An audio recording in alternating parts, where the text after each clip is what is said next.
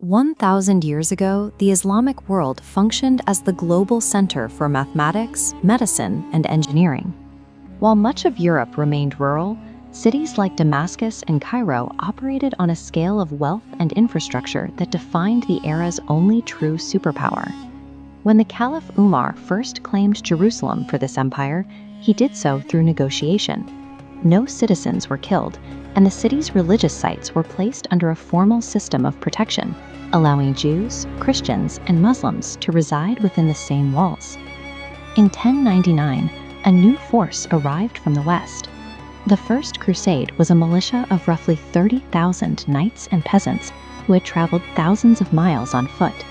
Compared to the standing armies of the East, they were smaller and lacked the same advanced siege technology. Despite these disadvantages, the Crusaders breached the city. Within days, nearly 100,000 people were killed. The Jewish population was burned alive inside their synagogues, and the Al-Aqsa Mosque, one of the most sacred sites in the world, was converted into a stable for horses. This creates a significant question. A smaller, technologically disadvantaged force had successfully occupied the heart of the world's most advanced empire. To see how that was possible, we have to look at the state of the empire itself. At the time of the invasion, the unified caliphate had largely disintegrated. The superpower was no longer a single entity, but a collection of localized factions that were often more hostile toward one another than toward any foreign invader. This map shows the primary fracture, the Fatimids in the south and the Seljuks in the north. These two powers spent decades exhausting their treasuries and military manpower in a constant struggle for border control, leaving the coast near Jerusalem essentially undefended. This political rot was accelerated by a domestic terror network known as the Hashashin. They utilized a system of high-profile assassinations, murdering the empire's most capable generals and scholars in their sleep, which paralyzed the government at the exact moment a coordinated defense was required. The empire didn't fall to superior military technology.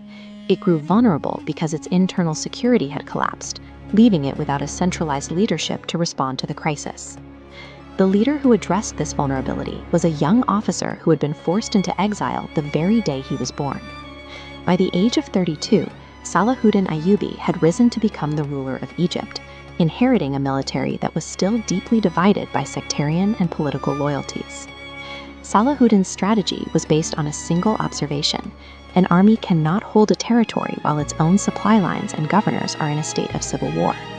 To gain the time he needed, he signed a highly controversial peace treaty with the Crusaders. He agreed to a temporary truce, freezing the external conflict, while he turned his attention inward. He used this window to systematically dismantle the Hashashin network and consolidate power. One by one, he brought the competing governors of Syria and Egypt under a single administration. Salahuddin focused on creating domestic stability before he ever attempted a counteroffensive. He understood that military strength was a byproduct of political cohesion. The truce was eventually shattered when the Crusader warlord Reynold attacked a civilian caravan.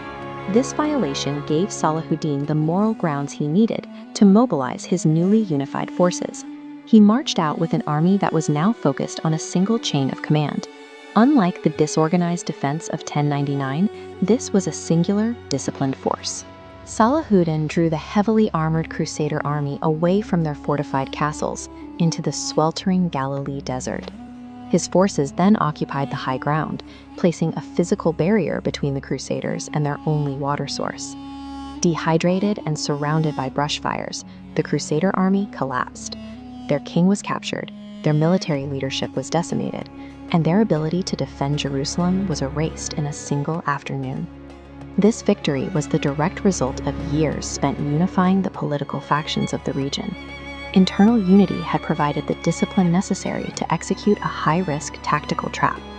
When Salahuddin finally reached the gates of Jerusalem, the city expected a massacre that mirrored the violence of the First Crusade. The Crusader leadership even threatened to burn the entire city to the ground if they weren't granted terms. Salahuddin chose to break the pattern of retaliation. He granted a general amnesty to the Christian population, ensuring they could keep their property and travel safely to the coast. When he found that many poor families couldn't pay the required ransom to leave, he used his personal fortune to purchase their freedom. In total, he and his brothers spent their own wealth to release thousands of captured enemy soldiers and their families. This restraint shifted the regional dynamic. By replacing mass execution with a system of administrative mercy, Salahuddin ended the immediate conflict and established a period of coexistence that would last for generations. This stability remained largely intact for 7 centuries. It only began to falter when the Ottoman Empire faced its own internal collapse during World War I, again leaving the region without a unified defense. In 1917, British forces marched through the Jaffa Gate. Just as in the 11th century, the city was lost to foreign powers at the exact moment its internal leadership had fractured. The rhetoric of that era remains a part of modern policy. Decades later, while initiating military operations in the region, the American president explicitly used the term crusade to describe the mission.